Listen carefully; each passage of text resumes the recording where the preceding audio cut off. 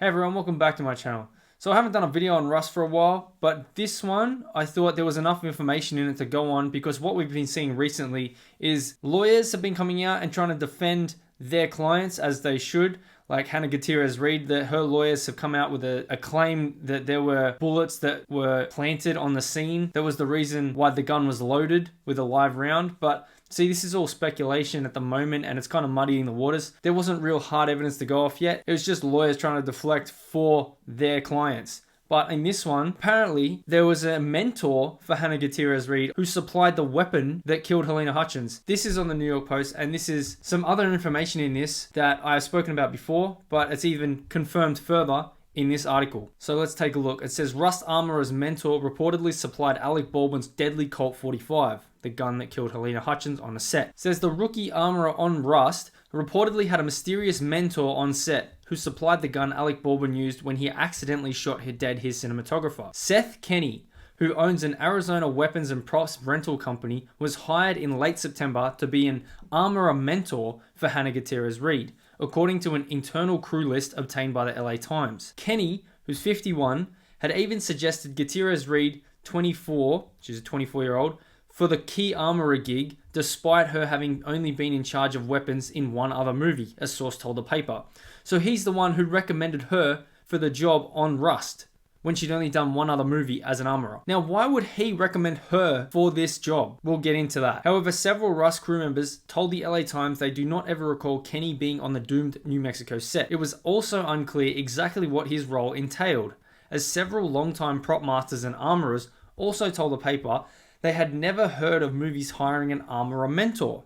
So why is this person recommending her for the job and mentoring her? Doesn't quite make sense, does it? Well, let's find out. Multiple sources told the paper Kenny did supply the guns used in the Western, including the Colt 45 that Baldwin was using when he accidentally killed Helena Hutchins. It's unclear if he also provided ammunition for the production, which is going to be the focus of the investigation. How did live rounds get onto the set and into that gun? As it says, the heart of the investigation is focused on how live rounds ended up there, with Gutierrez Reid's attorneys even claiming they may have been planted by a disgruntled crew member. See, that's what the attorneys for Gutierrez Reid were saying. It's not proven yet, so can't really go too much off it. That's just her lawyers trying to deflect for her, because so much of the heat came down to her in the beginning stages of all this news coming out. It's like, who's the armorer, who's responsible for the weapons, and all the heat was on her, so she got the lawyers to just deflect. But Kenny's previously secret job on the movie is at odds with earlier reports from crew members as well as experienced movie makers who turned down the flick,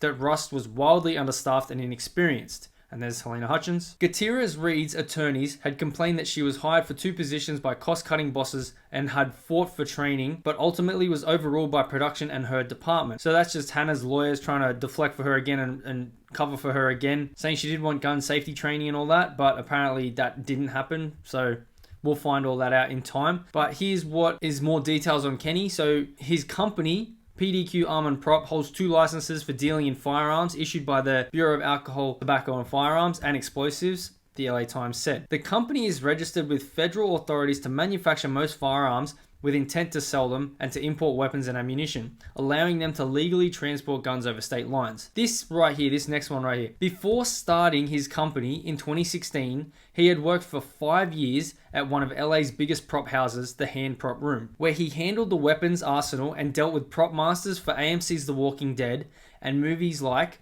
Django Unchained. What have I said in my previous video? Thel Reid, Hannah Gutierrez Reid's father, the legendary armor and weapons expert, was actually on Django Unchained as a quick draw expert. Now, in one of my previous videos, there was an article published that had quick draw in the article, and then they removed it. But someone else said fast draw, and it's been published that they were practicing fast draw.